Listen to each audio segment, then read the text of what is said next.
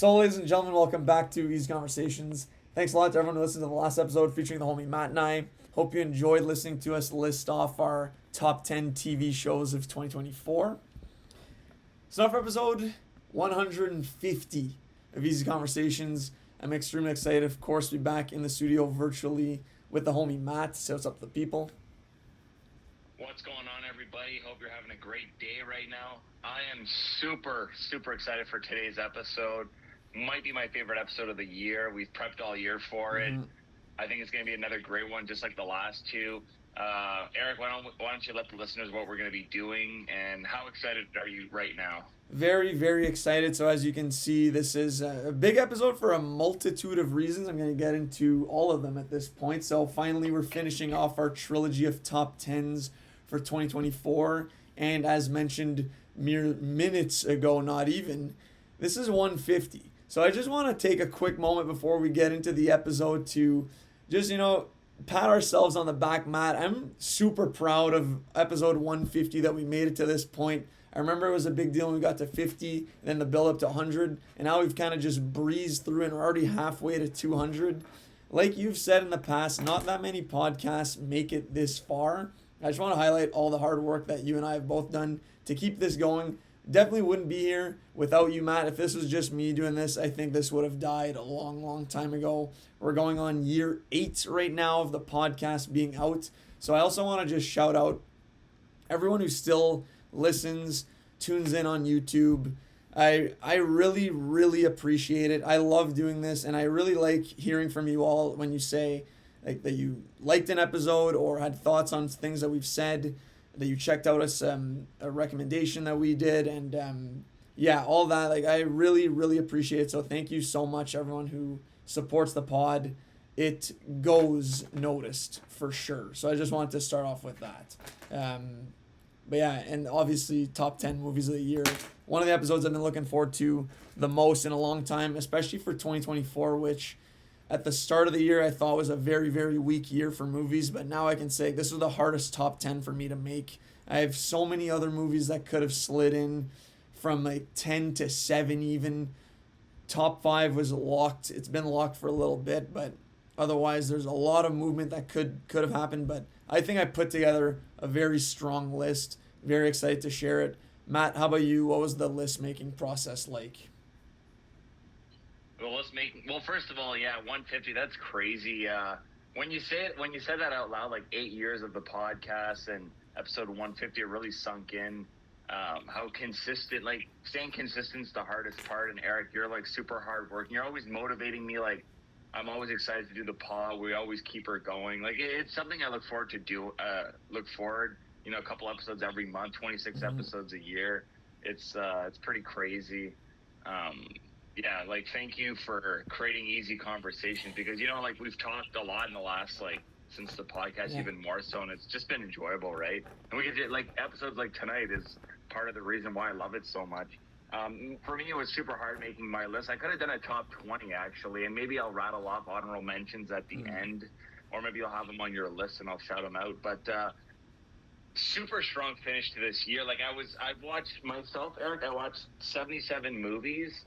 29 of which were horror movies for 2024, and I brainstormed and I wrote down everything, and I had to narrowing it down to 10 movies was very hard for me. I did it, but guys, take it with a grain of salt. If the movie that you loved isn't on there, just know I still probably loved it. It just didn't make the top 10, right? So extremely difficult. I didn't know how many horror films to include in the list. How many do I just it's super subjective. I went with the ones I enjoyed the most, my favorites. You'll see when I read my list. I don't know, it might be controversial, but that was the process for me, Eric. Nice. I mean, I think that's how we've been going about all of our lists in the past, so shouldn't be any surprise to anybody who listens to the pod and knows that it's not always, we don't always go for this checks all the boxes that make it an Oscar winning film. We go off vibes, what we like the most. That's how I made my list as well. And actually, correction, 7 years, not 8. I got ahead of myself there. Just preparing the speech for next year, or maybe, anyway. So, I'm super pumped. Me, I think it's around like it came into around 34 to 36 movies of 2024 that I've seen, which is a big number too. I think I the kind of similar amount for 2023, but there's still some movies that I want to see. Even though we're doing this top 10 now, there's still others I want to see. But I'm much more prepared for this top 10 than I was for the year before, where I hadn't seen a lot of the critically acclaimed movies. This year, I've seen most of them, so they may or may not be on my list as well. And anyways, without further ado, I feel like we should just get into it. I'm gonna start us off this time, Matt. You start off the top 10 TV shows. I'll do number 10, and then you, then back to me. So, all right, number 10, a movie I don't think I've talked about on the pod at all. Great movie that I went into it expecting big things because it was getting a lot of rave online from the horror community, and it truly delivered for me in gripping me the whole time, making me think like, all right, where is this headed? What's the twist? So on and so forth. So my number 10 pick of 2024 is Long Legs, starring Nicolas Cage and Micah Monroe. So this movie is a full-on thriller murder investigation where there's a serial killer who's been terrorizing I forget where exactly in the States for multiple decades. And Nick Cage plays this character called Longlegs, and he delivers a truly bone-chilling performance as the unrecognizable titular character. In his screen time in the movie is unbelievable in here. And just the murder investigation led by Micah Monroe, who plays Lee Harker, an FBI agent, I thought was enthralling. I was just hooked from the first scene where it's a flashback to open the movie up, and then we kind of go back to that scene later on in the movie, find out more pieces to the story. Just how they kind of jump back and forth in the current timeline and the past. I was just hooked the whole time. There's definitely a turn in the movie at one point later, which, I'll be honest, I wasn't 100%. I didn't love it that much, but I also didn't hate it, and it didn't take away from my overall enjoyment of the movie, which is why this is one that I was like, is this going to make the cut, the top 10? But when I look back at how much I enjoyed the movie and how into it I was, Long Legs could not be ignored. If you haven't seen it, this is one that I feel kind of came and went, but really good thriller, creepy movie, kind of like Prisoners vibes in a sense. There's probably other movies that you can compare it to, but I thought there was an originality to it. Loved how it was filmed. Great acting. Nick Cage, like if you didn't know it was him, you would not know he plays this character. He was freaking creepy. So yeah, Long Legs, number 10 for me. Oh my, I'm so freaking happy this is on your list, Derek. You gave a beautiful description of the movie. Like, you couldn't have surprised me more, honestly, with your first pick. I'm super happy. This is a movie I love, too. You said comparing it to other movies. I had like Seven or Silence of the Lambs vibes from this movie a little bit. Agreed. And I know what you mean about, like, it later on in the movie, like, reveals and twists. It does go into a different route. Like, I know what you mean. What else is I going to say? The director, Osgood Perkins, he's an up-and-coming horror director, son of famous actor Anthony Perkins, who played Norman Bates in Psycho. This is like his fourth movie, and like he's getting better every movie. He did that movie Gretel and Hansel, The Black Coat's Daughter, I Am the Pretty Thing That Lives in the House. 3 movies that are like indie horror and smaller scale, but like with this one, he's getting bigger and bigger, and he's got a movie coming out this year actually too. So I'm excited for his career. You know, we're getting the beginning of his career. So beautiful description, Eric. I'm super. I never would have expected this to be on your list, honestly. So that's awesome. Awesome stuff. My number 10, I got a horror film at my number 10 as well. Number 10 for me is Late Night with the Devil, directed by Cameron and Colin Cairns. Late Night with the Devil is like almost like a found footage horror film set in the 70s about a late night talk show host who was at the height of his power up there with like Johnny Carson's, and then disappears. His wife dies, and then he comes back for one more Halloween special. And this movie is basically showing you like that 1 hour talk show special presented like that, like set in the 70s. And it's like the events, these are the events that happened during that night. And that night ends up being crazy, the stuff happening in it. What I loved about Late Night with the Devil is the 70s look and aesthetic, like the set design, the costumes. It looked like a real program from back then with commercials and everything. The host is played by David Dasmalchian, who this is like his first big starring role. He's always a side character in movies, like he was in Prisoners, The Dark Knight, movies like that. The Suicide Squad movie too, the Polka Dot Man. That's who that is. He's great as a talk show host. So what we get in this movie is like all the guests that come on the talk show, and they're talking about psychics and the supernatural. There's a cynic there trying to debunk the mediums and the psychics, and it basically, the movie elevates and crescendos into this batshit crazy ending, which some might find jarring, but I found it was really just like kind of like I thought it was kind of fun, actually, and outrageously just outrageous. Yeah, Late Night with the Devil, fun little horror movie. Creepy, ties into reality a little bit with Hollywood. Like, I don't know, like, it's presented as a real thing, but we know it's fake. Anyways, Late Night with the Devil, great little horror movie, creepy.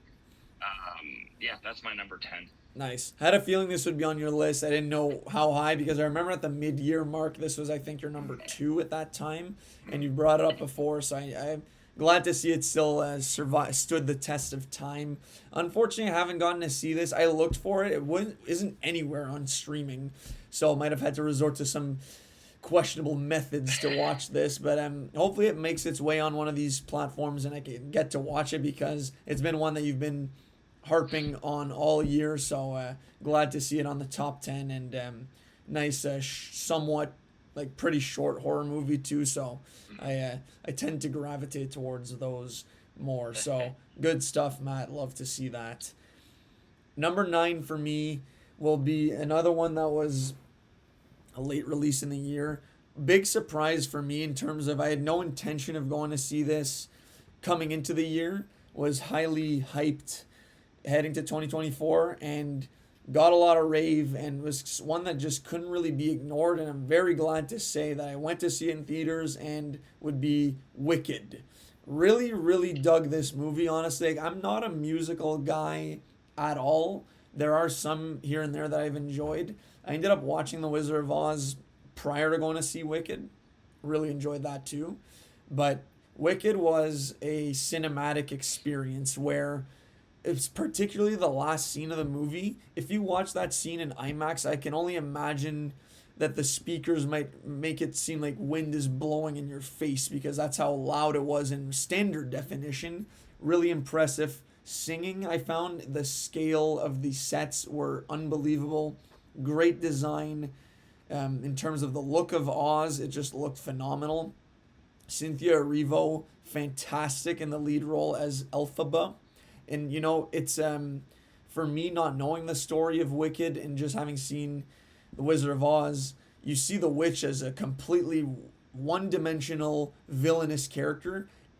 Coming out of Wicked, there's no way you can still hate the Wicked Witch of the West the same way you do after, because they make her to be a very sympathetic character that you feel for. She's been oppressed her whole life for being different, being green essentially, and I can't wait to see the final half of this story and where her true transformation is going to lie into making her become this villain that we see in The Wizard of Oz. So to be able to make you really, really feel bad for a character that's presented as a true villain in another movie and then really fleshing her out in this movie, fantastic job. And Ariana Grande, biggest surprise for me in terms of how good she was as Glinda. Like, she was truly entertaining, hilarious, and obviously can sing like with the best of them. So nothing but praise for those two. You may cringe when you see the off-screen interviews, the two of them holding each other and holding space for one another, but honestly, they can do whatever the hell they want after they turned in those performances. So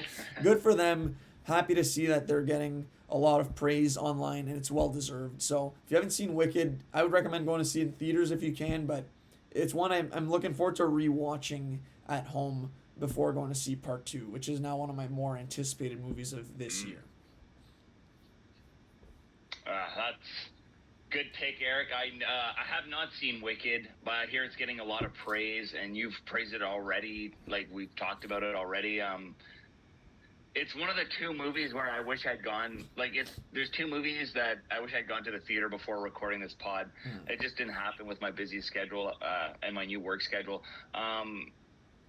Yeah, I didn't like before this movie came out. I wasn't super excited to see this, but then hearing you talk about it, hearing other people, I'm very excited. It's on my list to watch.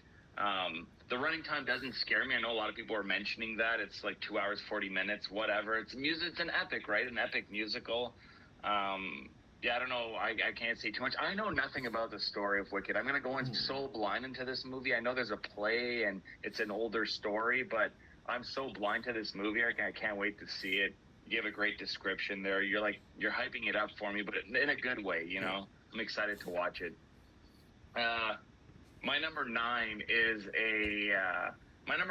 the movie Dee Dee, directed by Sean Wang. Little slice of life, super low budget, minimalistic drama. That was actually excellent. I had a really good time watching this movie. Not bored for a second. It's about our young character Dee Dee. It's set in I don't know, like 2008 or something, or maybe even sooner. It's just about his life and just, I don't know. It's hard to describe the story because it's just like a drama about his life and his dynamic with his mom and his older sister, and maybe him not belonging, him trying to navigate, the early social media and the girl that trying to talk to the girl that he likes. What I liked about this movie is some of the stuff I could relate to, like being that age and being a little awkward and cringy. There was a lot of comedy with Dee Dee's inability to communicate and his disastrous interactions with the girl he likes. Hilarious in a cringy, embarrassing way. I thought what I liked about this movie were the performances. Everybody did a great job. It was well shot. It's nothing fancy, but honestly, these are the types of movies that I love. Just minimalistic, but very emotional and impactful to me. It makes you think after. So, really surprised that I'm shocked by how much I like this movie because honestly, I don't even think I would have watched it if it wasn't for you, Eric, that you watched it first and you praised it. So thank you for that. And yeah, number 9 for me, Dee Dee. Yeah, nice pick. Classic, good mix of heartwarming and sometimes sad moments in there, and a classic coming of age with good comedy, which I feel like in these kind of movies you do need. Otherwise, it can just get downright depressing, which at times Dee Dee was bordering on, but then it would get you back with a heartfelt moment where you're feeling happy and optimistic, and then there's some funny lines in there and just the interaction, like seeing how the guys interact with texting the girl when one of the guys takes it, you don't know how to text, give me that, and then he sends her a bunch of crazy stuff and it works out. Those scenes like that, I found a lot of relatable stuff in there and obviously found it hilarious. So no, Dee Dee had a lot of frustrating moments, sad moments, funny moments, relatable moments, so it hit a lot of good notes and was one of the better movies of 2024 for sure. So love that pick. So for me, number 8, I'm going with one that I was alternating with this and Longlegs, but the reason why I'm putting this one above is because I haven't really stopped thinking about this movie since I've seen it, and that would be Robert Eggers' Nosferatu. So this one was a movie that as I was watching it, I was like, all right, it's taking some turns that I didn't really see coming. Maybe the story's dragging out a bit. Where are we going? A lot of perhaps style over substance at times. But again, the more I thought about it, how this movie was shot and put together was so cool and thought-provoking that I just could not include this on my list. So Nosferatu, obviously, I'm sure you know the story about I guess the story has changed based on the 1922 movie there, but you got your Count Orlok, who's some sort of vampire. He's living in Transylvania and he's trying to sell his home and then move into Germany, I want to say. And then Nicholas Hoult plays a real estate agent who talk about a tough gig and trying to move up in the corporate ladders, having to sell a vampire's house who's out for blood, literally.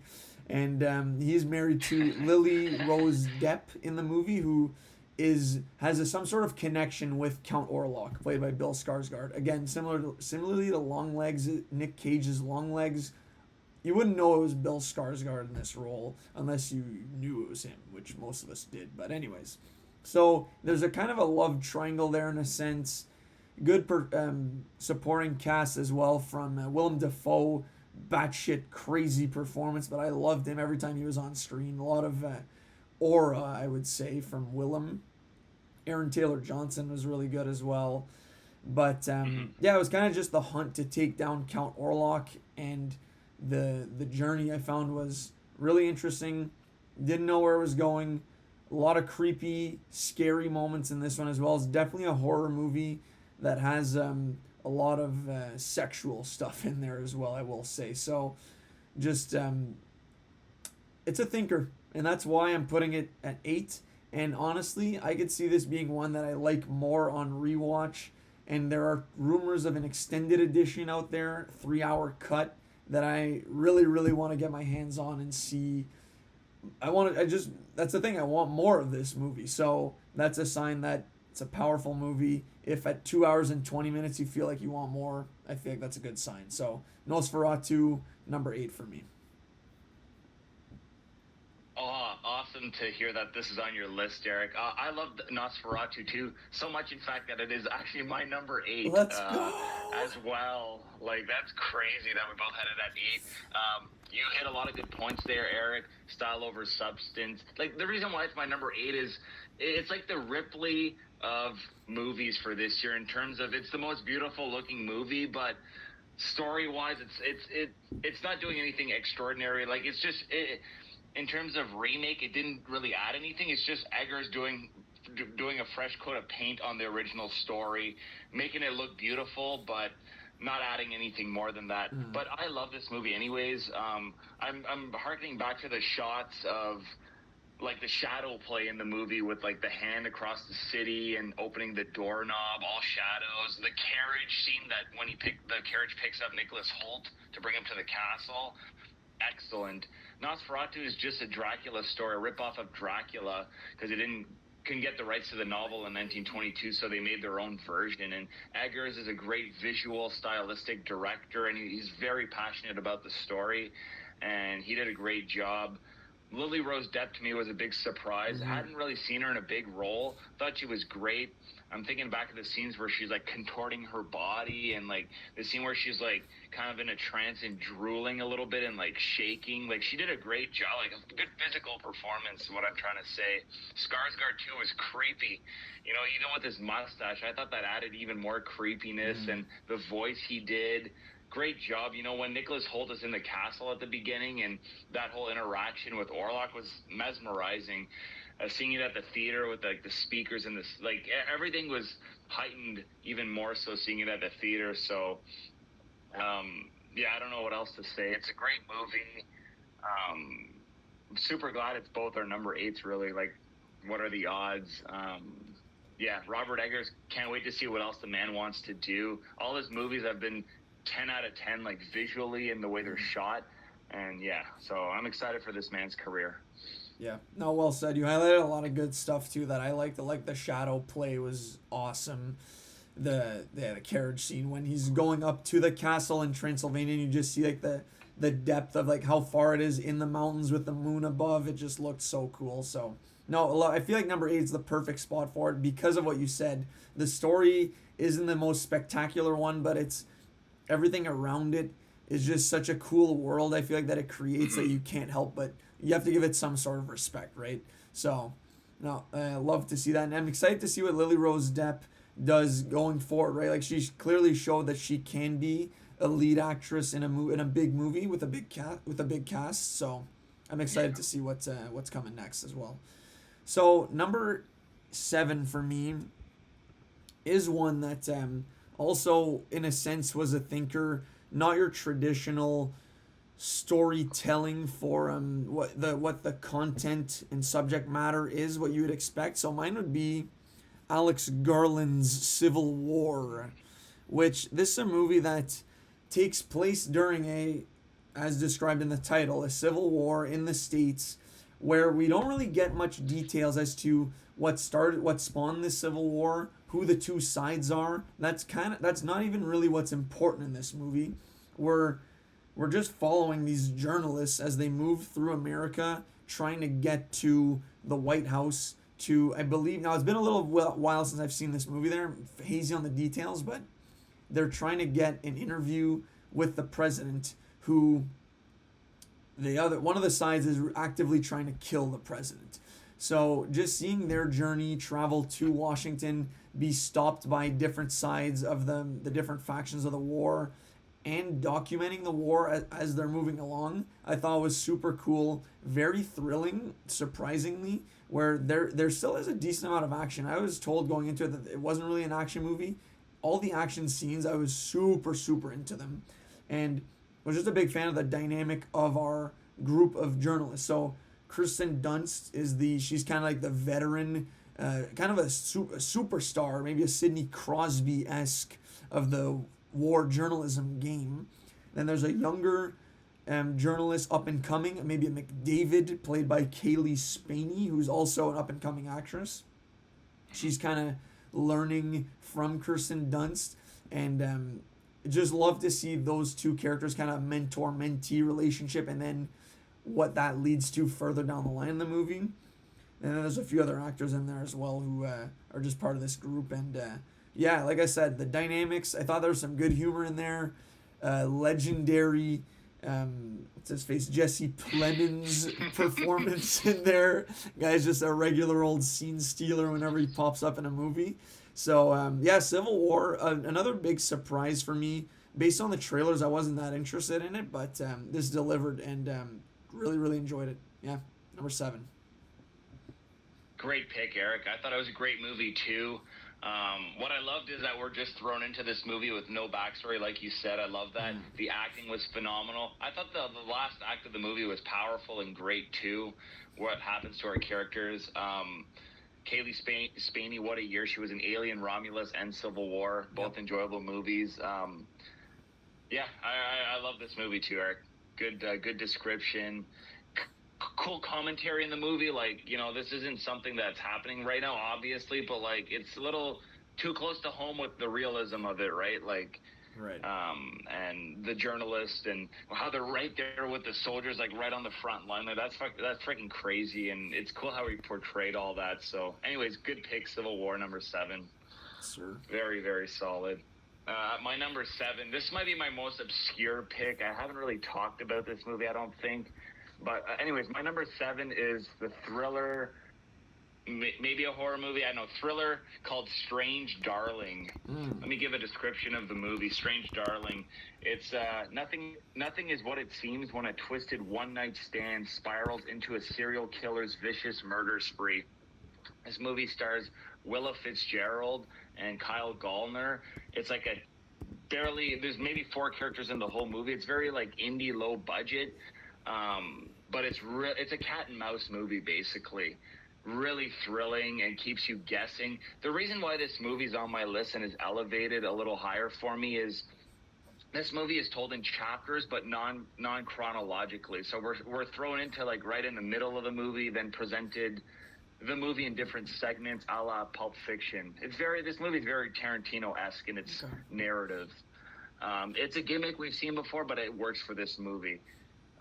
This movie is also shot on 35 millimeter film, so it looks different. Looks like an old school movie.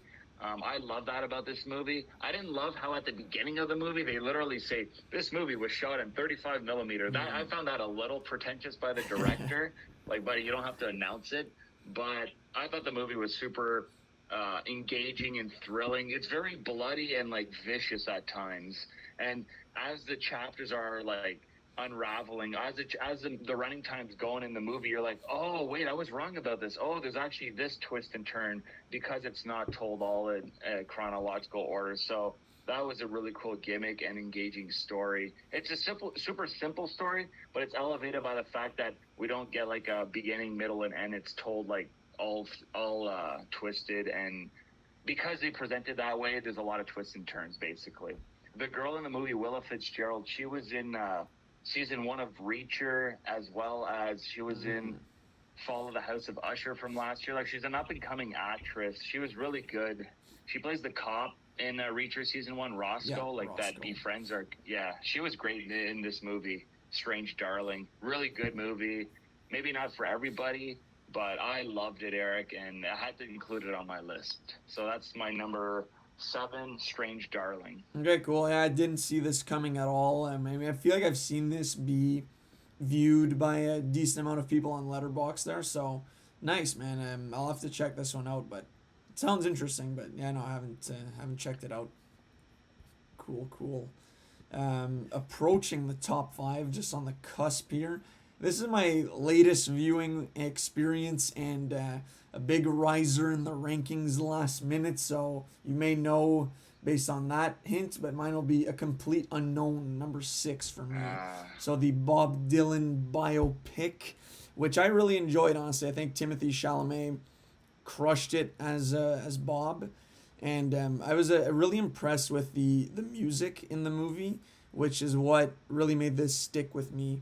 I've been a fan of Bob Dylan for around 4 or 5 years now, so I'm familiar with his music, and I think Timmy did a really great job channeling his the drawl of his voice, the delivery, and then learning how to play the harmonica, the guitar, and then he sings really well in the movie too.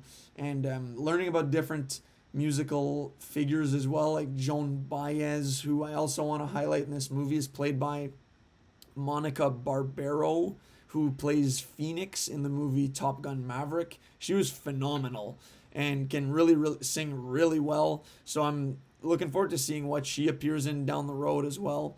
Ellie Fanning as one of Bob's girlfriends in the past, so she was good. Edward Norton as Pete Seeger, and Boyd Holbrook as Johnny Cash in a couple of scenes. He was dynamite as well. And another reason why this movie has stuck with me is literally because I listen to the soundtrack quite regularly. So all of the sung renditions by our actors and actresses, I think that's just really good stuff. Cool story. Love to see the growth of Bob as he wants to venture more on the electric rock side of things, steering away from the folk music that really got him to where he was at that point in his career, and he then wanted to take the next step and veer off in another direction, which was met with some backlash and obviously a lot of acclaim too. So cool to see this kind of narrative and just his progression in the world of music. So a complete unknown, Timothée Chalamet. Let's get it. Number 6. Good to see this on your list, Eric. I'm going to be fully honest here. I started watching this movie online, and I got 25 minutes into the movie, and I turned it off, and I actually said to myself, I'm like, I need to go see this at the theater because I was really loving it, and Timothy sang one song in the first 25 minutes, and I thought it was unrecognizable, his voice and delivery. And then when he sings too, like Bob Dylan has a different singing voice than his normal voice. Like he has a very specific sound. I thought he nailed it. I know he's not trying to imitate Bob Dylan 100%. He's doing his own thing, but it works. And I didn't feel good watching this movie, honestly, on my phone. So I'm like, okay, I have to like go to the theater, and then work got in the way, and then you're like, let's record the podcast. So I'm like, fuck, I'm not gonna get a chance to go to the theater to see it. Who knows? I might even go tonight. Who the hell knows? But I was really loving it. What I watched so far, like the first 25 minutes.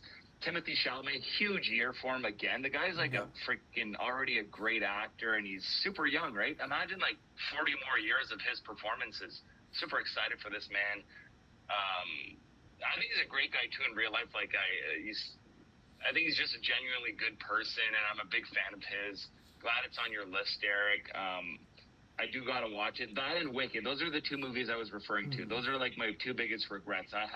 I dropped the ball. I should have watched those 2 movies, but I have not. And you gave a good description, Eric. So glad it's there. I'm glad. I'm kind of low key glad it's not your number 1, because I would have been really mad at myself. I would have been like, "Frig, I missed Eric's number 1 or number 2." But good pick. Okay, my number 6. This movie surprised the shit out of me. I had no business being this good or emotional. it really got to me. I'm not gonna lie. This no number 6. I have The Wild Robot, Oh, nice. directed by Chris Sanders, who did The Croods, How to Train Your Dragon, Lilo and Stitch. But I thought this was his best movie, The Wild Robot. Um, it's about a robot who crash lands in the wild, basically befriends animals. The story goes from there. He becomes like, I'm not going to say too much on this movie. You got to watch it. What I thought elevated this movie, the reason why it's number 6 on my list, is just like the way the story progressed into the third act. It was just, I was not bored for an instant. I was super engaged into like the young Goose's story, like when he's learning to fly, like the whole like nurturing thing going on in the movie. I loved. I'm a sucker for. The ending kind of floored me in terms of like it crossed the line. It played the line between too sappy and sad and uplift. It did that. It threaded that line perfectly with just the right amount of everything to not make it corny, but also make it super like emotional, and I had a huge smile on my face by the end of the movie. This movie made me really happy. It's a perfect escapism, right, Eric? You know, when you watch a good animated movie like Monsters Inc. or Finding Nemo, that's the vibe I got from this movie. That's the feeling I got after watching this movie. I was just super joyous, and the voice acting was great. Lupita Nyong'o and Pedro Pascal, and a bunch of other good supporting cast who do the voices. And I don't know, I kind of want to rewatch it now and see if it, like, I feel the same way after. I thought it was funny, clever. Yeah, The Wild Robot at my number 6. Yeah, no, it's a great pick. I feel like that's a new age, maybe a new age classic, right? Where I'm pretty sure it's been greenlit for a sequel. And because I think this is based on books. So there are quite a few books that this was quite successful. So I could see maybe a Wild Robot 2 in the near future. And this is one that obviously I haven't seen the movie Flow, which I'm gonna see. The big cat guy. But I feel like the Wild Robot maybe got robbed of the best animated film of 2024, but people are raving about this cat, so I gotta check it out for sure. But no, Wild Robot was a big surprise for me as well. I really enjoyed it, and love to see it on your list. A lot of, like you said, good voice performance. There's some emotional moments, uplifting. No, it's a really, really good movie, so love that, Matt. Top 5 times. So, like I said earlier, for me, my 6 to 10 was a mishmash of what could have been a 6 to 16, honestly. But 5 to 1, this has been pretty much locked in for a long time. Minor movements, but it's been pretty set. And we're starting off with one that I think you had seen at the halfway mark, maybe not, but yeah, I really, really enjoyed it. Probably my favorite action, like all-out action movie of the year. Furiosa, a Mad Max saga. So for me, there are a few scenes, and now I've only seen it once. It's been a while, but I want to say there's a long take scene where Anya Taylor-Joy, so Furiosa, and the guy who I'm forgetting his name now, the guy who kind of Praetorian Jack, could it be him? The guy who like helps her out. I'm pretty sure it's him. I can't remember. It is him. So when she's with this guy, Praetorian Jack, and they go back to one of the main 3 hubs, and there's an all-out action scene where she's fighting it out with Chris Hemsworth's character, Dementis. That scene is insane. And I think like she leaves the gates but then comes back in. I think there's a long take scene in there. Regardless, I remember at that moment I was like, holy shit, like this is an epic action movie.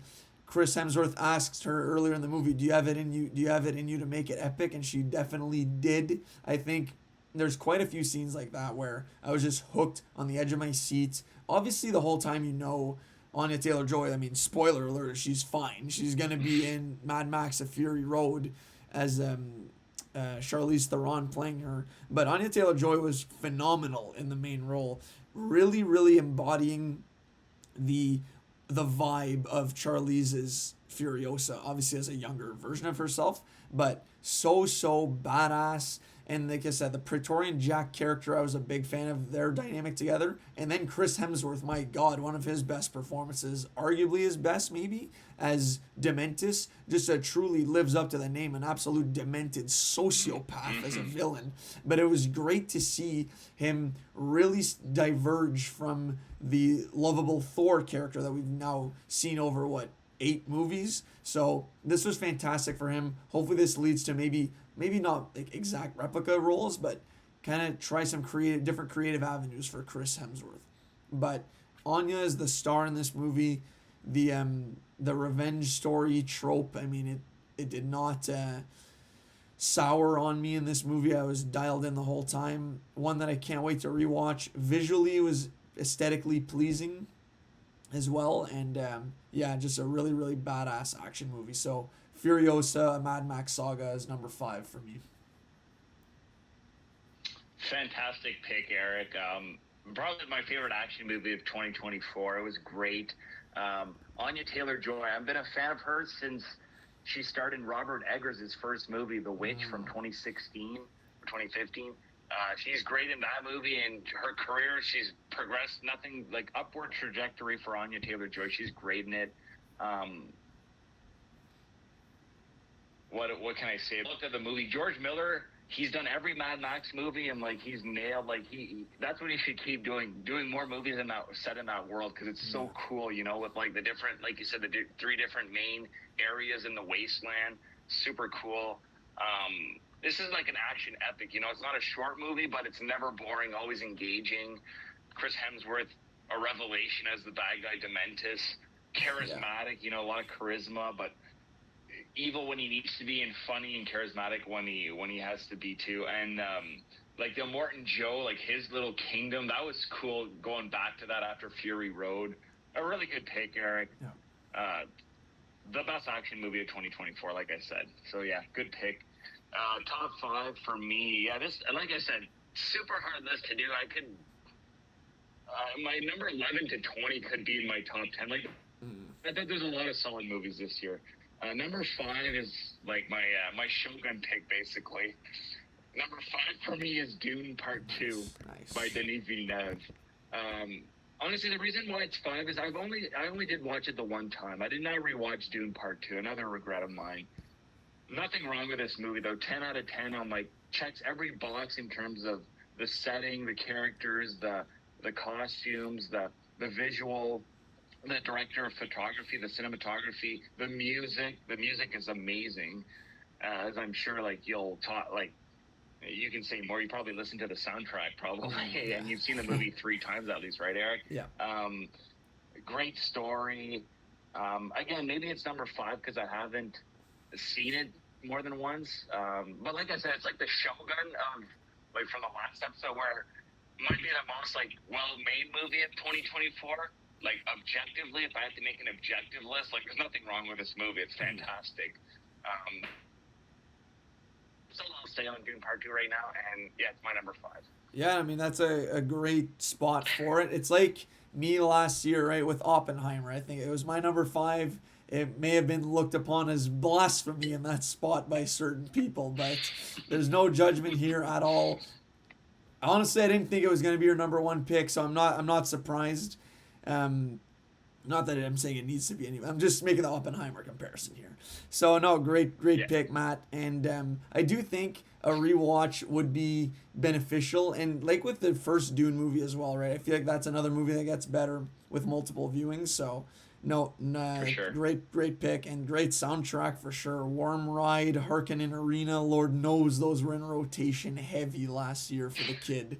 So speaking of great soundtracks, that's kind of going to roll nicely into my number 4 pick, which actually the composers of this soundtrack, I believe, walked away with a Golden Globe a few weeks ago, which would be Challengers, the sports, the tennis drama love triangle movie starring Zendaya at the forefront of it all, with a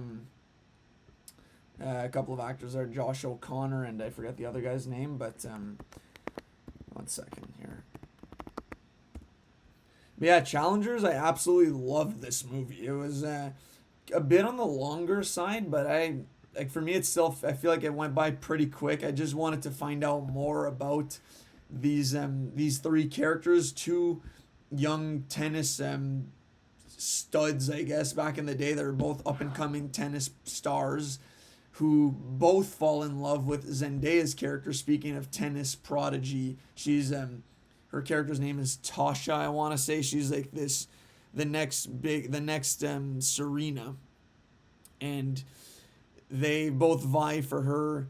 Tashi is her name. They both vie for her attention and love, and the whole movie kind of takes place over this tennis match between these two guys, and Tashi is now coaching one of them. She's observing them play back and forth, and then their story together is told from the moment they all met leading up to the moment of the match, which so you find out events and facts about all these characters leading up to this event, and there are some jaw-dropping reveals and twists in the movie, and the third act, I actually audibly reacted at I'll say the big moment of the movie. I actually was dying of laughter based on the reaction of, you could say all the characters involved, but specifically I'll say Josh O'Connor's character Patrick Zweg.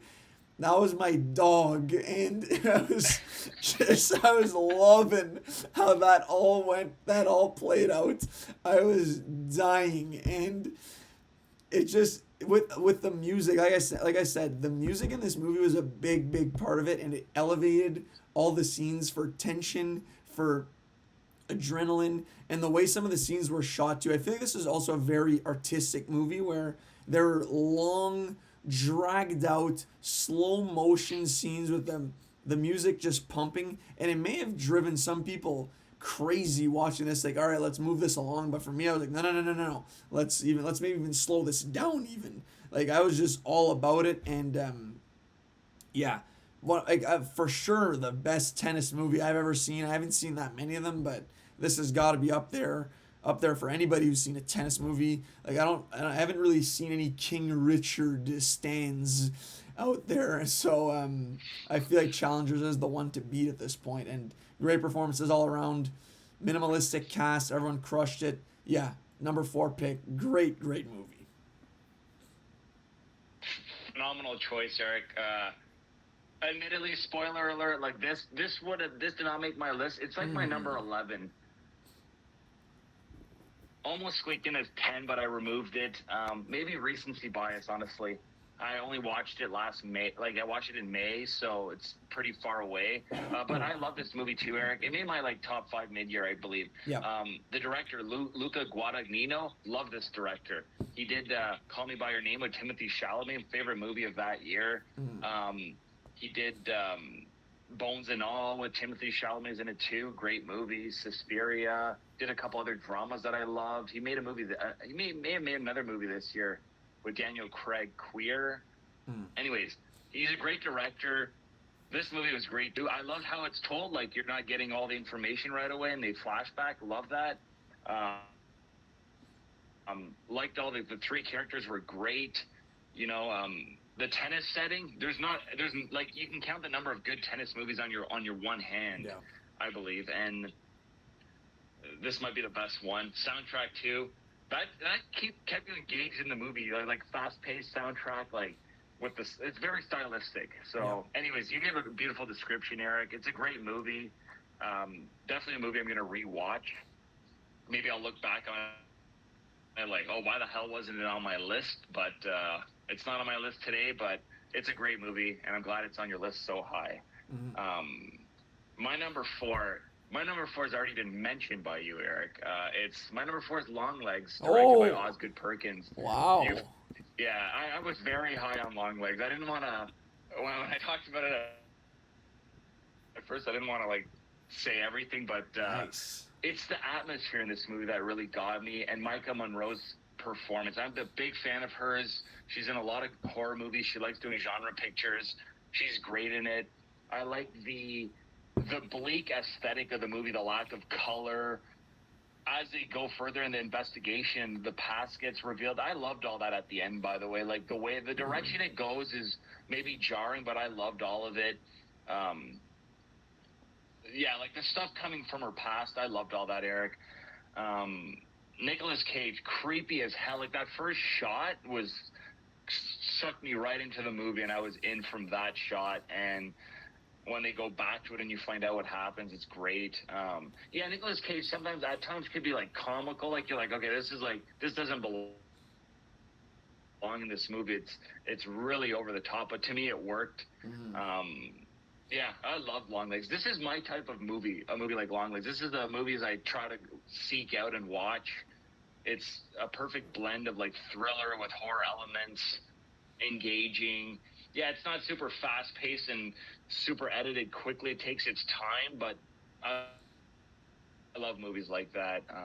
Yeah, Longlegs, number 4, loved it. So Nice. it's on both of our lists. I'm glad. I was, yeah, very happy to see that was on your list, like I said before. But yeah, no, that's my number 4. Love to see that. I honestly kind of, even though I had on my list, I didn't think it would be on yours for some reason, but great pick.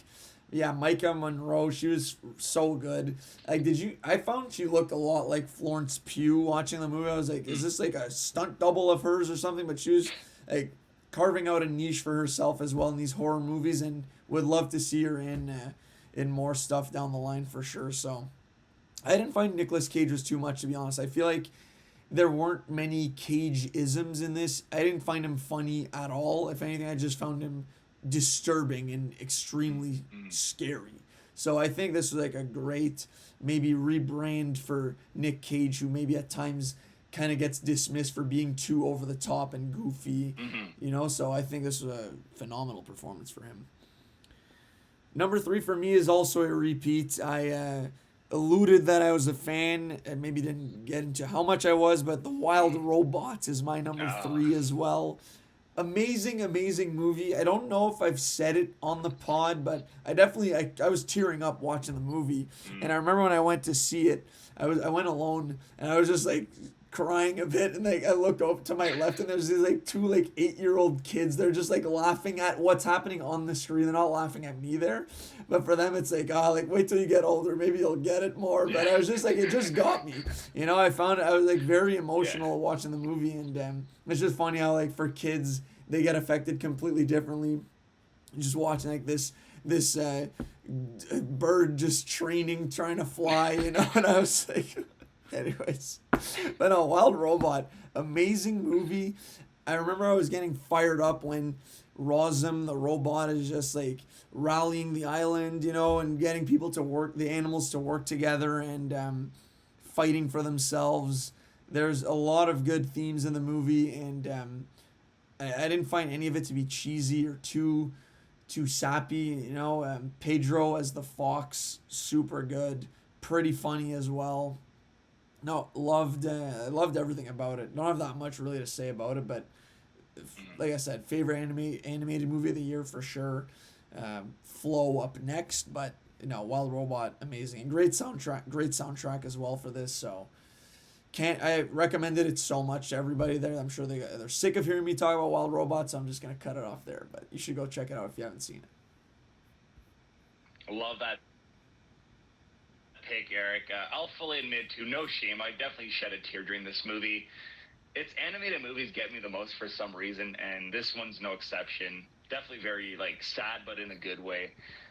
Super glad that it's that high up on your list, Eric. I wasn't sure after when I mentioned it, you were very vague, so I was like, oh shit, okay, do I have it too high? What's going on?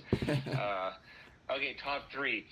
My number 3 is maybe the biggest surprise of the year for me. And I would have never have watched this movie if it wasn't for you, Eric. Because you watched it first. I saw that you liked it, like that you gave a really good review of it. And I'm like, frig, I need to watch this movie now. Okay, my number 3 is A Real Pain. Oh, nice. I actually really love this movie. It's directed by Jesse Eisenberg, and it stars Jesse Eisenberg and Kieran Culkin, your mom's 2 favorite actors.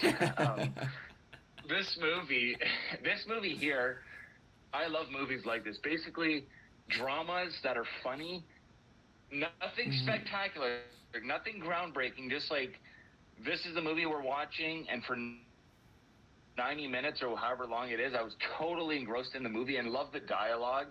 and the relationship between the two cousins played by the aforementioned actors. And it kind of hit all the emotional beats for me too. And I thought about this movie a lot after I watched it. Like, not a lot is said, but a lot of like acting just with like facial features, basically. Like, there's more that's not being said that the characters are feeling, basically. There's a lot beneath the surface that you could talk about in this movie. It's basically them touring Poland after like reconnected after a couple of years, and the two cousins are a little different, but you knew they were closer back then. It's one of those dramas where I just thought it was funny, but then dramatic and emotional. And the reason why it's number 3 is like, loved every minute of this movie, and it flew by for me. Like, I could have kept watching a lot. I could have watched a longer movie with them too. I was a fan of both Kieran and Jesse's acting in the movie. I was not annoyed once. And then like the way it ended, Eric, I was like, it really hit me. I was like, damn, like, what now? And almost like, I kind of wanted to rewatch it. That's the feeling I got, and see if I missed anything. But A Real Pain, number 3. I love this movie. Kind of surprised the shit out of me, honestly, Eric. I'm glad you watched it, because then I watched it right after, and it's my number 3. Like, I really, really dug this movie.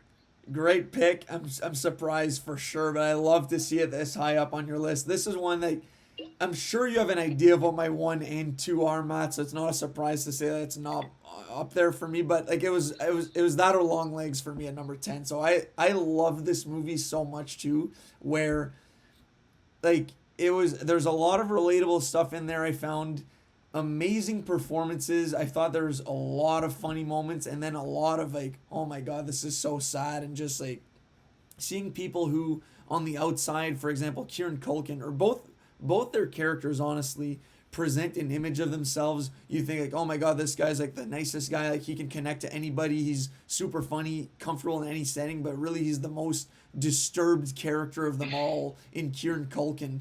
And Kieran Culkin, like, he's been sweeping at the award ceremony for supporting actor, and it's with good cause. Like, he was a force in this movie. And Eisenberg, at the start I was like, why is he even billed as the lead? This is a Kieran Culkin show.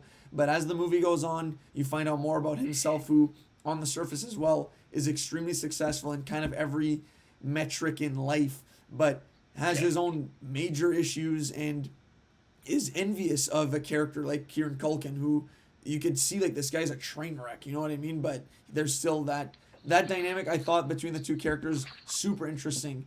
And yeah, Kieran Culkin was hilarious in the movie. Like, there's one line, like, it might have even been an improv line, where the two of them are walking together during the tour, and then he sees the older, like the middle-aged divorcee just walking alone. He's like, oh, like she's in a lot of pain. Like, I'll just go talk to her. Then he kind of catches up to her. He's like, hey, why are you walking alone? What are you, a fucking loser? I don't know. I just thought that line was hilarious. The way he delivers it was gold.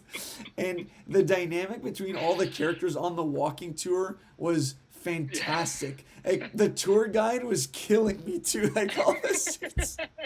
No, man, I love this movie. Not having it on my top 10 is absolutely not a slight at this whatsoever. Like, it was coin flip, this and Long Legs, and like I said, 6 through 16 you can do major movement in there, but love to see that. So yeah, that's all I got on A Real Pain, but love that movie. I'm also definitely gonna rewatch it at some point, I think soon, honestly, because there's for sure stuff I missed in there. Yeah, so number 2 and number 1, if you've been following the pod, I mean, should be no question what my number 1 is, but I'll just say my number 2, amazing movie. I freaking loved this movie. It's Anora, starring Mikey Madison in the titular role. So this is I don't know how to describe this, what the genre is. It's kind of a dramedy, I guess, because it is an intense movie at times, but I was floored by and shocked at how funny this movie was, where you're following this stripper / kind of sex worker, Annie, aka Anora is her name, and she meets this Russian kind of millionaire who's a young kid as well. No, not a care in the world for this guy, and they quickly form an attachment to one another. They get engaged super early in the movie. They're not a spoiler, And then she's kind of going from the rags to riches life just like that, living the glitziest life out in Vegas, just partying like crazy with all these Russians. And then it kind of takes a turn, as you would kind of expect in a movie like this. Like, no one would expect that it's all just cotton candy and butterflies out here for these two lovebirds.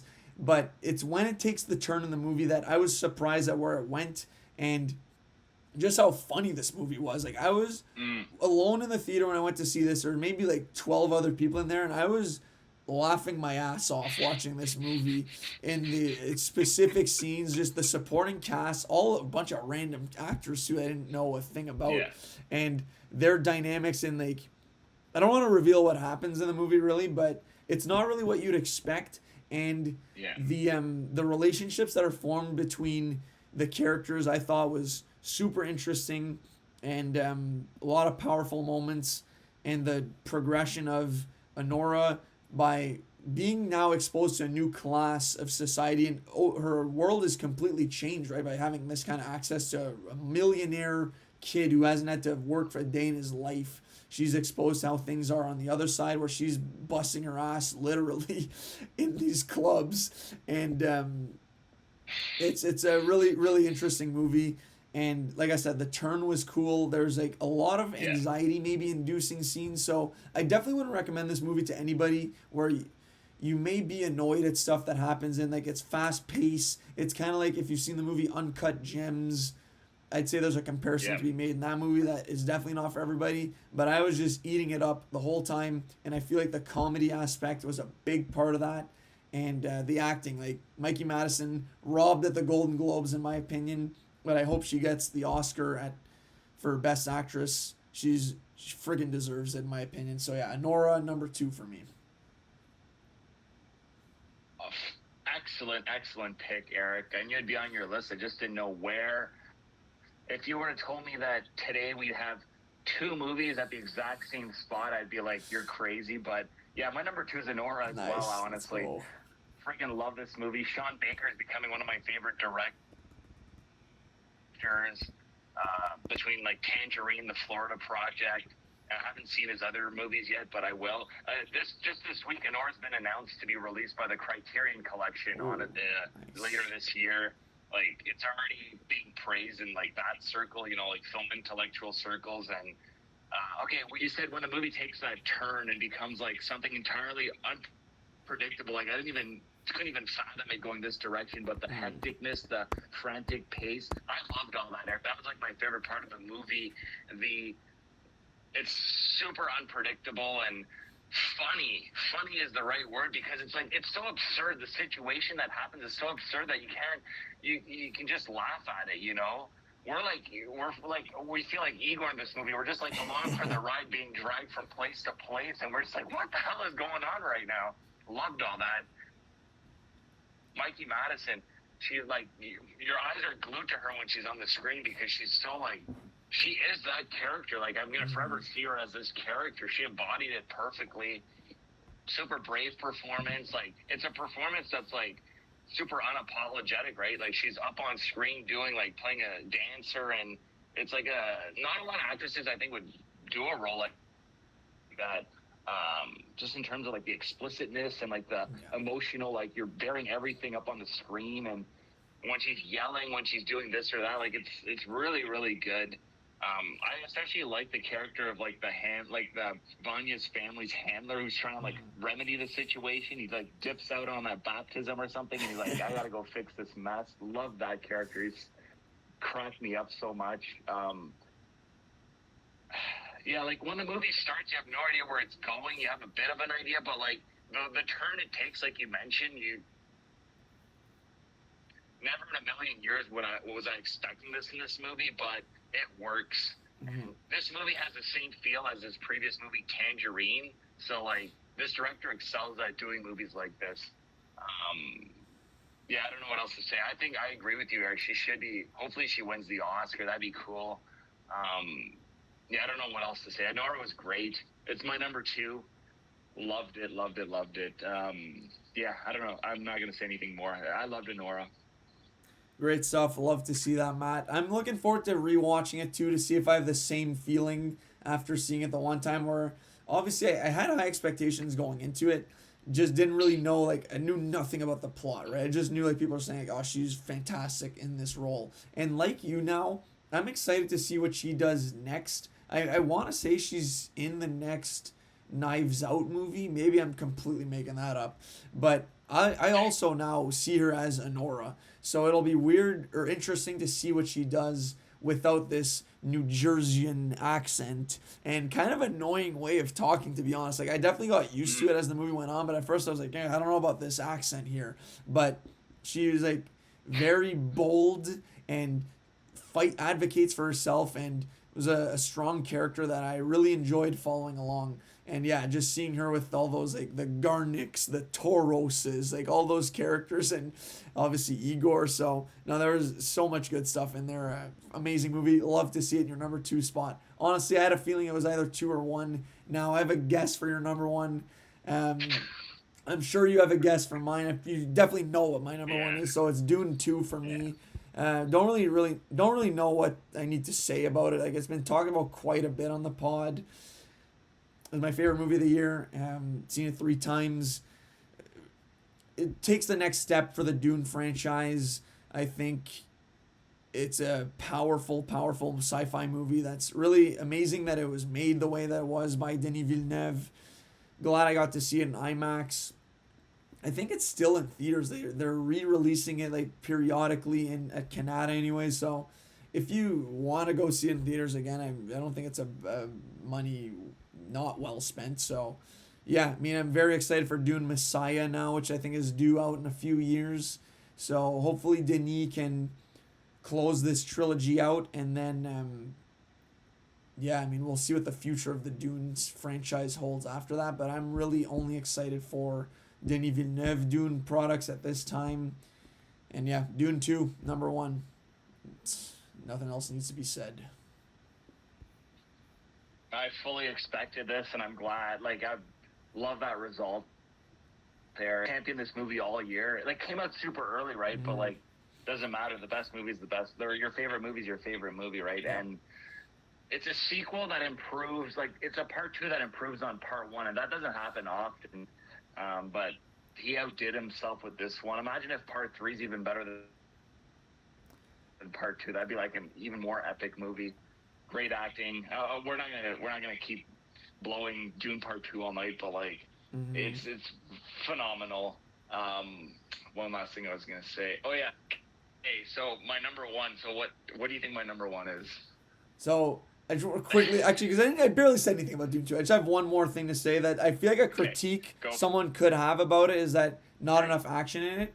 That I will concede to. I feel like maybe we could have had, like, a Helm's Deep-esque final battle at the end there where Paul has all the power. Like, that is what I would want to see in Dune Messiah, is maybe a bit more action, but also the point of this series isn't necessarily about the action at the end of the day. It's Denis describes this as a cautionary tale about heroes and prophets and gods, where characters like Stilgar, you're putting your faith in the wrong people and blindly hoping that they'll bring you to paradise, and you may not love what the result of paradise is. So that's kind of a twofold argument there, where, yeah, it'd be cool to see more action, but also that's not really the point of this movie. So maybe if you didn't love Dune 2 as much, hoping there'd be more action, look at it from a different lens, in that it's cautioning us to not really seek out this violence, and we should look for a way to avoid catastrophic results, which is what ultimately the actions of Paul in this movie result in for future wars down the road. So yeah, that's kind of my last point on that. But your number 1, my guess anyways, is I think it's The Substance. That's my pick. All right, you think it's The Substance, and you're absolutely correct. It is The Substance, Eric.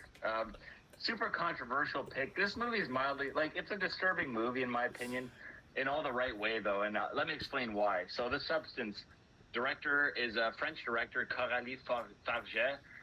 She made her first movie called Revenge. I loved. I remember when that came out. Super stylistic, super gory and vicious and violent. Loved it. Now she comes out with The Substance, starring Demi Moore and Margaret Margaret Qualley. This movie, I feel like it was made for me, Eric, in terms of this is exactly what I want to see in a movie.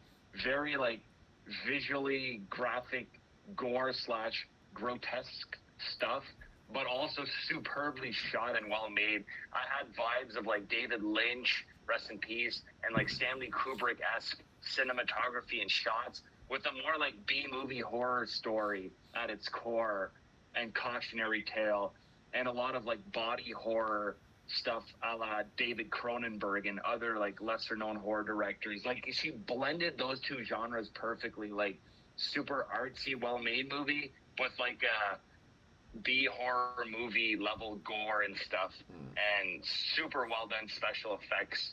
And this movie is a cautionary tale on like, to me, like be careful what you wish for. Someone who's lost all like her fame and height of her power, like being replaced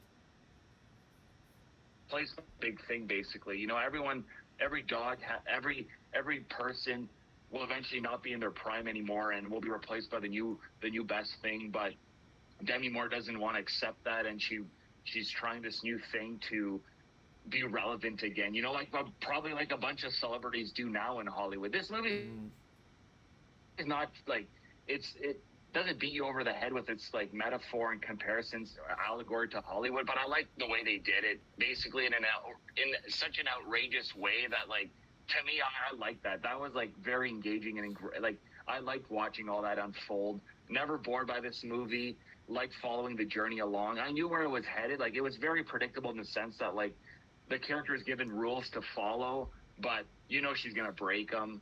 I had like kind of like a devilish smile on my face watching this movie because it was so like disgusting at some points, but I dug it, Eric. That's my cup of tea right there. This movie is exactly what I love about movies. This movie, The Substance, like kind of fucked up, but also super well made.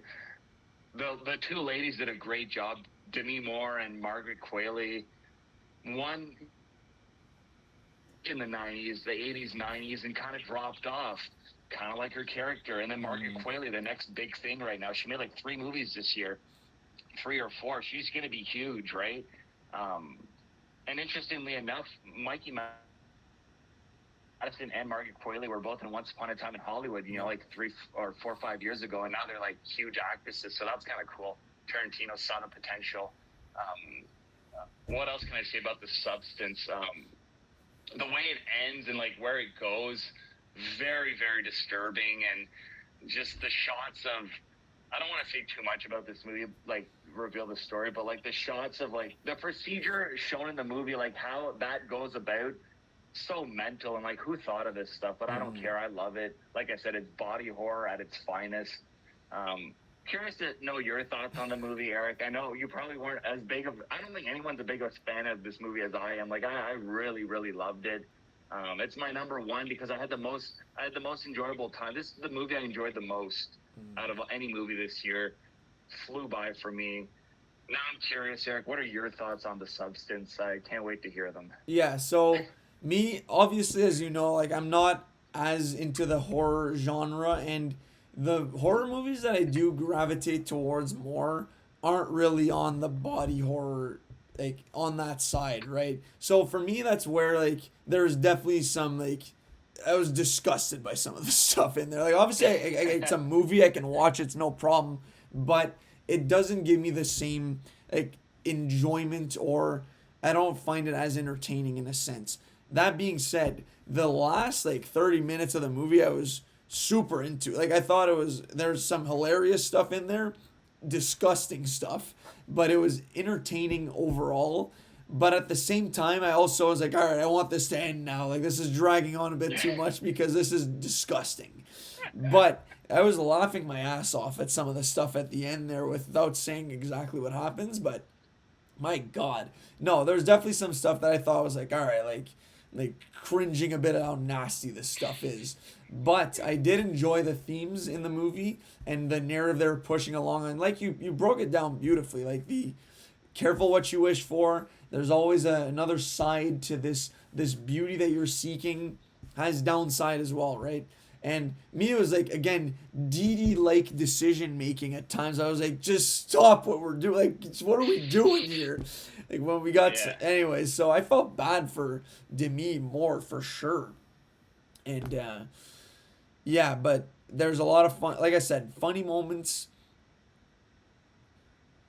I was gonna say, like, at times, like, I saw where it was going, but then it took turns Mhm. too, so kept me guessing the whole time for sure. And it did not end how I thought it would, in a sense where I thought there'd be. I don't know. I don't want to say too much. I don't want to spoil the movie, but no, it was definitely good. Like, I gave it 3.5 out of 5, but like I said, for me, the body horror is not my cup of tea, and yeah, that's it overall. But cool, like you said, who came up with this? Give them a raise and maybe keep them away from me. But I thought this was a lot of cool stuff in there for sure. Yeah, no, great pick. Like I said, I had a feeling that this was one that you would. I had a feeling this would be like top 5 for you for sure Yeah. coming into this. But yeah, no, good stuff. Excellent. But yeah, great list, Matt. So we got actually, like I said, coming You into this, too. I thought we'd have some comparisons. We had 5 similar. We have five of the same movies. So while still having some original picks in there as well. So let's go through some listener submissions because we got a decent amount of them. Okay. So the first one came in from the homie Ron Antoine. So his Mm. pick was A Complete Unknown, and he gave 5 stars next to it. So I love to see that. Big I Bob gotta get on it. fan. Yeah. So yeah, thank you, RA. The next one is from the homie Daniel Rolok. His was Dune Part 2. So, classic pick. The next ones were from the homie Will Coleman. He said Furiosa was his favorite of 2024. And also highlighted, one second, Twisters. Also a fun movie, but probably not a top 10 movie. And he said the same with Fall Guy as well. So I haven't seen Twisters, Matt. Did you get a chance to check this one out? Yeah, it's a really fun movie. Nothing more than that, though. It's like popcorn fun. I like Fall Guy more, but Twisters was like, throw it on if you have nothing else to watch. Shut your brain off. You'll enjoy it. I got Yeah. lambasted by a few people for liking Fall Guy. I mean, I know some people watched it after I gave it a glowing review, and the backlash was prominent following that. But you know what? I also enjoyed it. I thought it was a good time. Good chemistry between Ryan Gosling and Emily Blunt. Again, probably like you said, another one that falls in that Twisters-ish category where fun movie, like Will said, fun movie, but don't overthink it. Just maybe throw it on in the background. And but no, I thought Fall Guy was solid. I don't really understand the hate, but here we are. Mm-hmm. So the next ones are from the homie Camille Blanchard-Seguin. So she said 2 of my picks, and yours actually, one of them, The Wild Robot and Challengers. So Challengers was also our cousin Dylan's pick as well for 2024. Very solid. The next one was from the homie Kristen Ud. She said she enjoyed Twisters, but wasn't a fan of several 2020 movies that she saw. Did not elaborate on what those movies were. But Okay. hopefully there's some recommendations in here that you could pick up and check out for 2024. The next one is from the homie Brandon, aka Hip Hop Fiend 85. His pick was your number one, Matt, The Substance. That was his. Yeah. All right. So the next one is from my wife, Andy. She said Wicked was her pick. We went to see that together. Great times. So yeah, Matt, you got to get on that. Andy's pick. You got to check Yeah. out Wicked. The next one was from the homie Alexander McDonald, aka Dirks. So his was Furiosa. That was his pick. So a couple of Furiosas popping up. Then the homie Mart Chevys, he said, is there any other option than Dune 2? Great way to submit the answer. But we have found out that there are other picks out there. My buddy Alex submitted A Complete Unknown. And then my buddy Justin submitted Moana 2. So I haven't watched it. me neither. Not sure. I don't think it's as revered as the OG, but I think it did well at the box office. Mm-hmm. good for families as well. So, yeah, those are our submissions for 2024 movies. A lot of good stuff out there. A lot of good variety. It was a good year for movies. Yeah, it was a great year. Like we said at the beginning, it was hard to make my list, to make our lists, and challengers. And I'm just gonna rattle off a couple honorable mentions. This is my long list. Like challengers, Civil War, Furiosa. What else do I have here? There's a Canadian movie from Quebec that I loved called Red Rooms. Really good movie. I've heard of that. A Quiet Place Day One was actually surprisingly, shockingly good. What else do I have written down? Caddo Lake. Big, like, super obscure, not obscure. This movie surprised the shit out of me. It like came out on HBO, I think, or Crave for us, starring Dylan O'Brien. Eric, you should check it out. Yeah. It's a hidden gem, I think. Caddo Lake. Has no business being that good, but it's really, really good. Almost squeaked on my list, honestly. Those are the ones that I want to highlight that could have been like on my list. Okay, nice. So yeah, I'll check the like Red Rooms I heard of in Caddo Lake. I saw you gave it a good review, so I'll check that out as well. So yeah, for me, A Real Pain, Dee Dee was right there. I liked Hitman a lot. Like that was one I was looking at number 10 as well. I thought that was a really funny movie. Love Lies Bleeding. I don't know if I talked about this on the pod. Super weird movie, but I really enjoyed it. Like it was a nice, again, revenge story, kind of messed up love story between I just want to get the actresses' names, between Kristen Stewart and Katie O'Brien. So they meet, quickly fall in love. It was a weird movie, but I really enjoyed it. Like a lot of strange choices. Ed Harris is in there. Dave Franco. No, Love Lies Bleeding. I thought that was a solid movie. Did you see that one, Matt? No, I have not yet. I heard really good things though. Yeah. I've been listening to end of the year podcasts for the horror genre, but like it was mentioned in some of my podcasts as a really not a horror movie, but a really good movie actually. Yeah. So I'm gonna check it out. So you mentioned last time that we should do what our biggest surprise and biggest letdown was for 2024. I wrote some down. Did you have those as well? I didn't write biggest letdown, but like my biggest surprise is like A Real Pain. Like I said, I didn't think it'd be my number 3. Like if beforehand, but like that movie shockingly surprised me how good it was. So that'd be the one for me. Okay. A Real Pain. So me it'd be, I think I kind of said it as I was teeing it up, but Wicked for sure. Had no interest in seeing it whatsoever. Like I didn't think it'd be for me at all, but I really walked out of that theater being like, wow, that was really good. Thought about it a lot. Made my top 10. Yeah, Wicked, biggest surprise for sure. And now it's got me where I'm pumped for Wicked Part 2. So definitely biggest surprise. Do you have a letdown that you want to talk about? Yeah, it's a struggle for me. I'm very easy to please for the movies. So like I pretty much enjoyed everything I watched, and the letdowns were movies that I wasn't expecting it to be good anyways. So I don't really have a one. Do you have one, Eric? Yeah. So me it would be, I've seen it twice now, liked it less the second time. Deadpool and Wolverine. I mean, I come into the year, I had high hopes for it. Like I was looking at that as like, okay, this is our only Marvel movie of the year. I was thinking like this is gonna be like a 4.5 out of 5 movie. Not even close. So yeah, definitely biggest letdown. Like I mean, obviously there's stuff I liked in the movie. I didn't hate it, but given and the way I'm doing this is based on my expectation level is where it kind of fell, and it was a letdown in that sense. So that'd be my pick for 2024. Good stuff. I guess I have a couple actually that I thought would be a lot better, but they weren't, and they're both Christmas movies. Like the one with Ben Stiller, Nutcrackers, should have been so much better, but it didn't know what it wanted to be, and it failed. As well as that Jack Black movie, Dear Santa, on Netflix, on Amazon Prime, could have been so much better. It's directed by the Farley brothers, but like it was a misfire. Completely failed for me, in my opinion. So those are 2 letdowns. Honestly, I heard they should have been so much better, but they weren't. Yeah, I haven't seen either. I think I'll be steering clear of both, personally.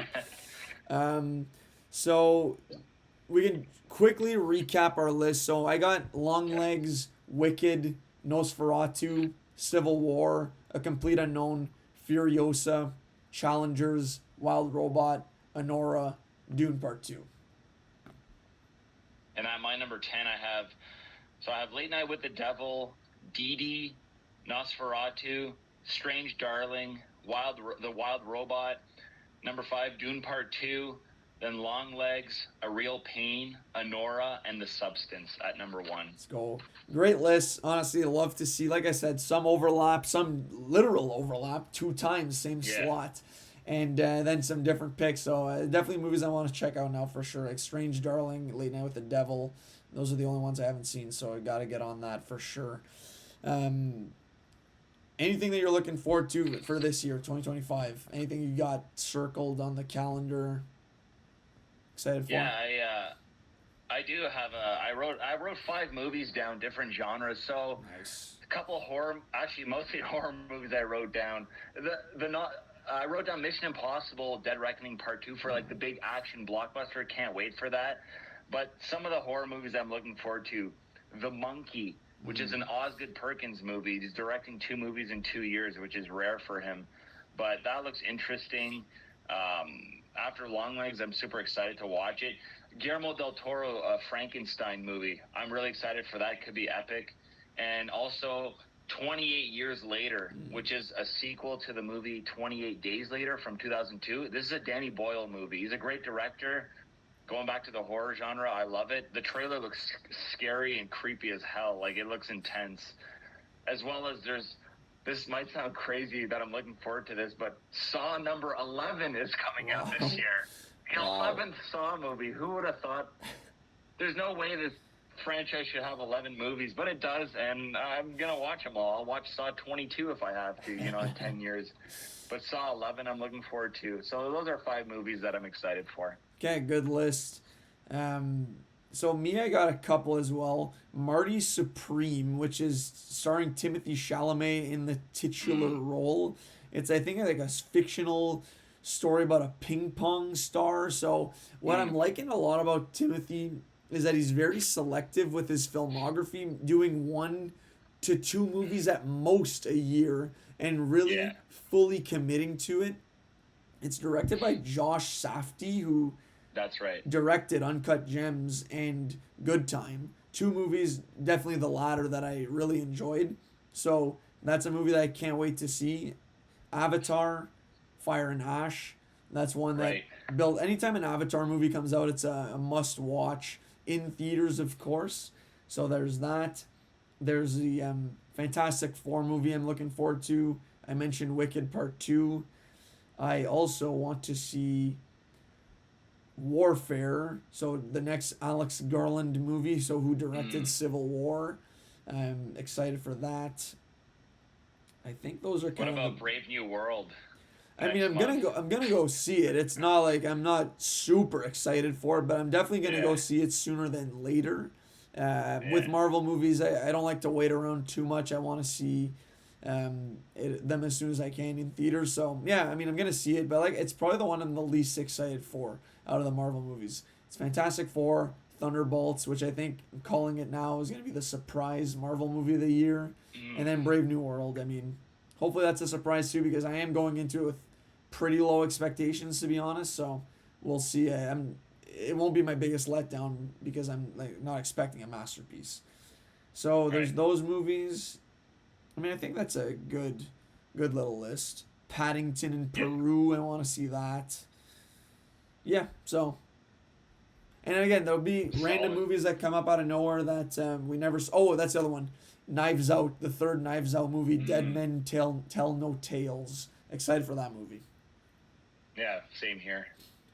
You kind of forget about everything coming out, then it comes out, and you're like, oh shit, it's going to be another strong, every year strong, because there's so many releases. Exactly. So, I'm excited. Random stuff's going to come up that we didn't even know about until we see it's getting rave reviews everywhere, and the hype train is off the charts, and we check it out, and we're floored by them. So I can't wait to see what comes out in 2025. Hopefully as strong of a year as 24, which I'm sure there'll be 10 good movies that we can review with you all at this time next year. So, yeah. Long episode. Did you have anything you want to recommend, Matt? Yeah, I'll recommend one thing. It's a limited series on Netflix called American Primeval. Nice. 6 episodes. I still got the last one to watch, but it's really enjoyable. It's frontier America, battle, political power plays and struggles between different factions during that time. Basically, the natives, the American Army. Taylor Kitsch is in it. He's one of the main characters. He's great. It's nothing like. It's just very enjoyable to watch. Cool action, cool violence. It's like an adventure show. It's a western basically. Very enjoyable. American Primeval, easy to watch. Nice. I've heard a lot of good things about this. Again, don't have Netflix right now, but when we do, it's definitely one to check out. This is on my list. Love to see a nice show right out the gate, set the tone for 2025. So and that's a cool setting. Yeah. So I'm definitely down to watch this when we have Netflix again. Good stuff. Me, I'm gonna recommend a book I'm reading. Actually, I think it's the start of a trilogy. The third book's coming out soon. Fourth Wing. Have you heard of this, Matt? I have not. I think it's sweeping the nation as we speak, and it's a fantasy series set in a world where there are dragons that roam the skies, and it's kind of following this young woman who goes to this college to become a dragon rider to protect her province, I believe. I'm still just 100 or so pages in. I'm kind of getting introduced to the lore of the world, but it's really cool. It's kind of like a mix between like Harry Potter, where like you got these young adults going to school and are being put into different clans. Like you got the scribes, the healers, the riders, like different factions and stuff. So there's a divergent comparison to be made there. Maybe I'm seeing like some Wednesday. You know, when you read and watch so many different series, you kind of pick and choose from those that you've seen. You see a commonality there. So, well, it's really good. It's really adult too, like F-bombs, adult relations in there. So it's not a kid's series at all, which I'm enjoying for this genre, where typically it's the YA realm that we'd be dealing with this stuff. So would recommend Fourth Wing. My mom devoured this book in like 3-4 days. So I'm working my way through it. But yeah, Fourth Wing, definitely recommend. All right, awesome. I'm going to add it to my pile. I got 2 new books for Christmas, but I'll be reading Fourth Wing after that. I can't wait to read like a new series. Like it's fun to discover that. So good recommendation, Eric. No idea this existed, so that's awesome. They're hard to find, I feel like, too. Once you get a good series, like you just hang on for dear life and just try to make it last as long as you can, but you also can't help yourself but want to keep turning the page when it's a good book, right? So I'm going to stay on the dragon theme. I'm going to recommend another thing, very different, a board game, actually, that was gifted to me by my friend JP at Christmas, called Wormspan. So WYRM Span. It's like, there's a game called Birdspan, and I guess this is a spin-off of that. So, honestly, it's an extremely complicated game that we would be here all night if I explained how to play it. But essentially, you're a dragon explorer. You have 3 caves on your player mat. You try to excavate the caves to basically have dragons lay eggs in there. And you gain points based on how many dragons you have, how many eggs you have, resources, stuff like that. The game is a commit. It's like, it took us 2 hours to play the other day when we played with friends, and but it was so much fun. We want to play already again. It's kind of like a Risk Monopoly style game in that, like, it's a time commit there to play a game for 2 hours. It's not nothing. But Matt, I think you'd love this game, honestly. It's a great game you can play. There's a solo version you can play as well, or you can play with up to 5 people. So that's all I'm going to say about the game. Strong recommend, though, if you're looking for a new game to get into. Wormspan, a lot of fun. Might seem daunting at first, but then when you get the hang of it, you do a couple of turns, it's pretty simple, and you'll pick it up. So yeah, that's my recommendation. Wow, didn't even know this existed. So I love these recommendations, Eric. I learn new things, So the Fourth Wing and Wormspan.